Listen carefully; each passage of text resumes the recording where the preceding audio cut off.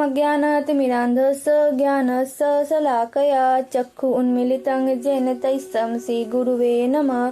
श्रीचैतन्यमनोभीष्टं स्थापितं येन भूतले स्वयं रूप कदा महद् ददाति सर्वदान्तिकं। वन्देऽहं श्रीगुरु श्रीयुक्तपदकमलं श्रीगुरुं वैष्णवांश्च श्रीरूप साग्रजात सहगं रघुनाथ स्थितं तं सजीवं सादयित सावधितं प्ररिजं सहितं कृष्ण चैतन्य देवं श्रीराधाकृष्णप्रदायतं सहगण ललिता विशाखा विताश्चितं।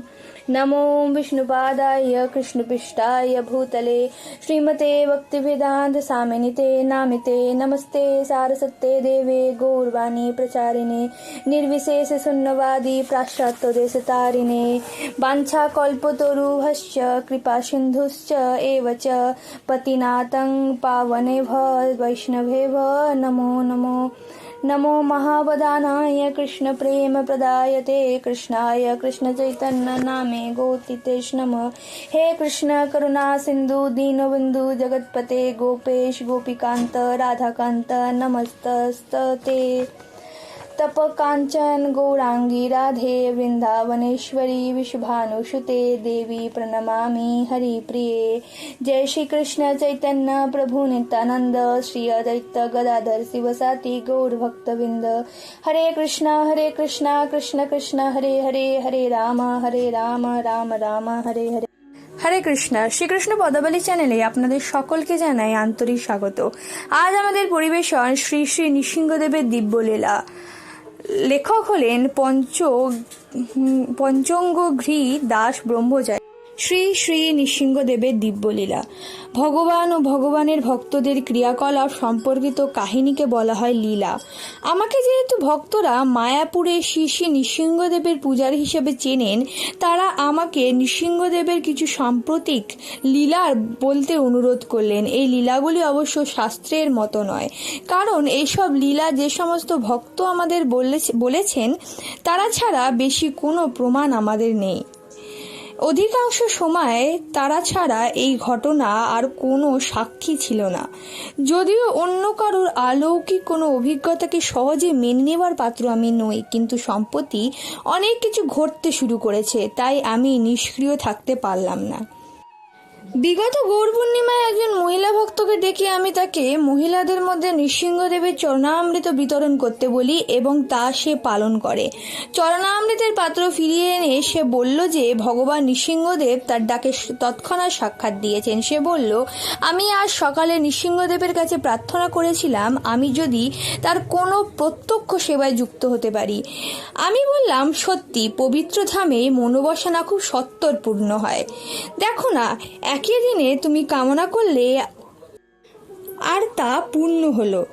একই দিনে নয়, সেই মুহূর্তে যখনই আমি সেবা করার ইচ্ছা প্রকাশ করেছি তখনই আপনি আমাকে ডাকলেন। আমি বললাম, বাহ, কি চমৎকার! তুমি কি আত্মরথী মাতাজির ঘটনা শুনেছ, যার চোখ নিয়ে সমস্যা ছিল?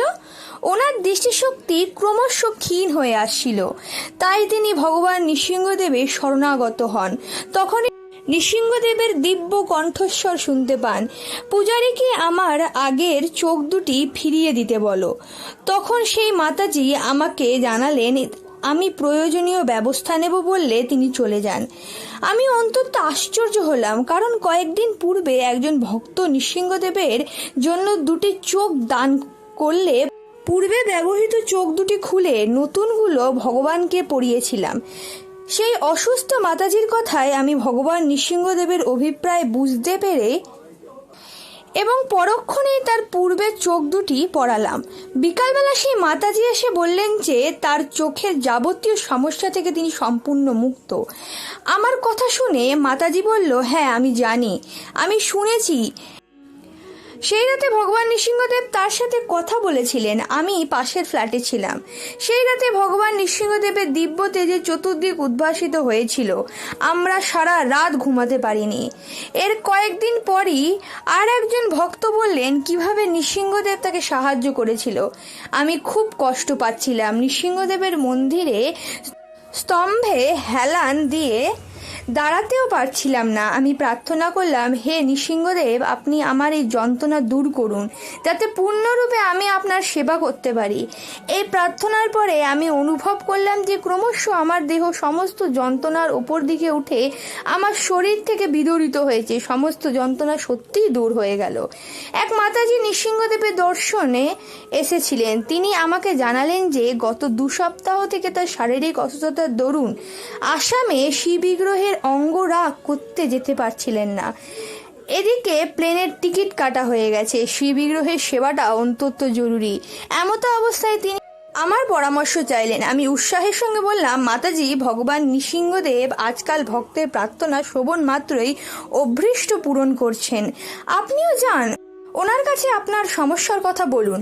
ঠিক পরের দিন সকালে ওনার সঙ্গে আমার দেখা হলে তিনি বললেন, আপনার উপদেশের জন্য আপনাকে অশেষ ধন্যবাদ।